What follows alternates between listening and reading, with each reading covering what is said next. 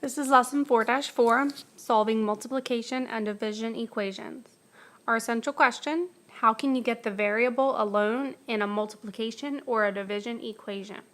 So this is exactly like lesson 4-2, where we had to get the variable alone in addition and subtraction problems, but now we're doing the same thing with multiplication and division.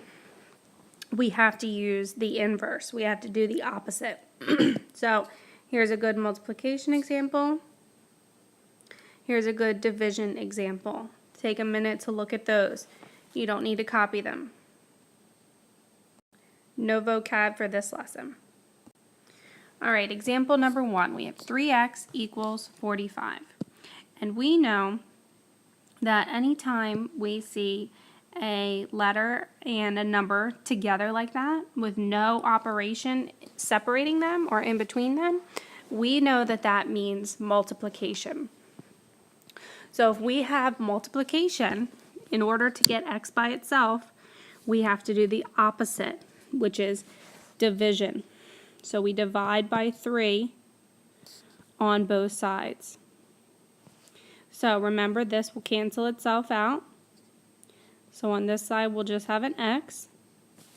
And then we do 45 divided by 3, which is 15. So that's our answer. X equals 15. Example number 2. X divided by 2 5/10 equals 40. So we have a division problem this time. So we have to do the inverse, which is multiply. So we're going to multiply by 2 5/10 on both sides. This cancels itself out, so now we just have x on that side. And we multiply 40 times 2 5/10. Remember, you just multiply like normal. Forget about the decimal right now. We only put the decimal in at the end. So 0 times 5 is 0. 4 times 5 is 20. Put in your 0 as your placeholder.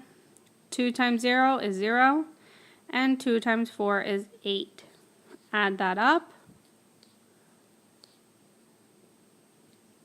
And now you see how many decimal places you have to move over by looking at your two numbers.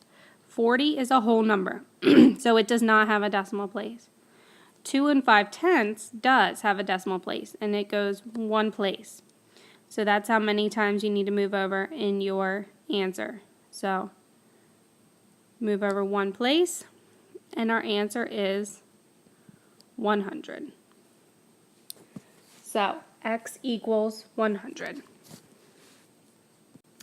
Example number 3, we have the same thing again. We have a letter and a number together, which means multiply. So 18x equals 36. If it's multiplication, we have to do the inverse so we can get x by itself. So we are going to divide by 18 on both sides. That is going to cancel itself out, and we're just left with x. And now we have 36 divided by 18, which is 2. X equals 2. All right, our last example, w divided by 3 3/10 equals 10. We have a division problem, so that means we're going to multiply because we have to do the opposite. So we're multiplying by 3 3/10 on both sides. This cancels out, so we have just w. And then we just do 10 times 3 3/10. Remember, multiply like normal. 0 times 3 is 0. 3 times 1 is 3. Put your 0 as your placeholder.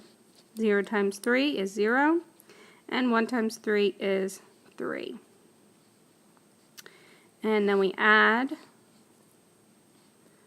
And 10 is a whole number, so it has no decimal places. 3 3/10 has one decimal place, so we move over one place. So our answer is 33. So w equals 33.